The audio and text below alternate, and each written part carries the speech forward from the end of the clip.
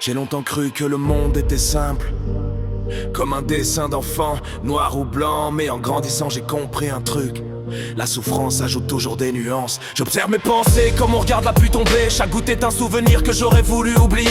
On nous dit sois quelqu'un bien comme si c'était évident, mais personne t'explique quoi faire quand la douleur devient un plan. Quand t'as grandi avec des silences dans la maison, des regards vides qui te font douter de ta raison, tu comprends vite que l'amour peut manquer d'air et que les cœurs deviennent durs quand ils vivent trop d'hiver. Je me demande souvent si les monstres naissent vraiment, ou si c'est juste des enfants perdus devenus grands, des âmes qui se défendent avec ce qu'elles ont appris, parce que la tendresse n'était jamais dans leur vie. Le bien et le mal, j'y pense tard dans la nuit, quand mes souvenirs reviennent parler sans bruit.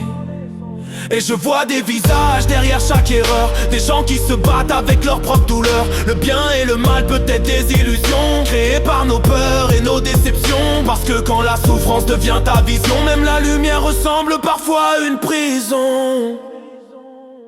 Je regarde les gens dans le métro fatigué. Chacun porte un univers que personne ne peut juger. Un sourire peut cacher un naufrage intérieur, une phrase peut cacher des années de peur. On parle de morale comme d'une vérité solide, mais la vie est plus floue, plus fragile, plus liquide. Les frontières bougent selon ce qu'on a vécu, selon les tempêtes qu'on a traversées ou perdues. J'ai vu des gens brisés devenir incroyablement bons, comme si la douleur leur avait appris le pardon.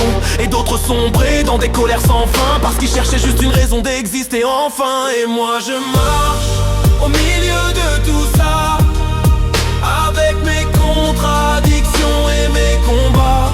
Je sais que je peux être lumière et ombre à la fois, selon la nuit qui habite parfois en moi.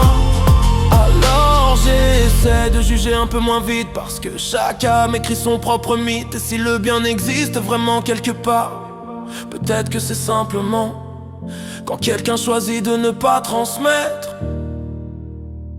la douleur qu'il a reçue.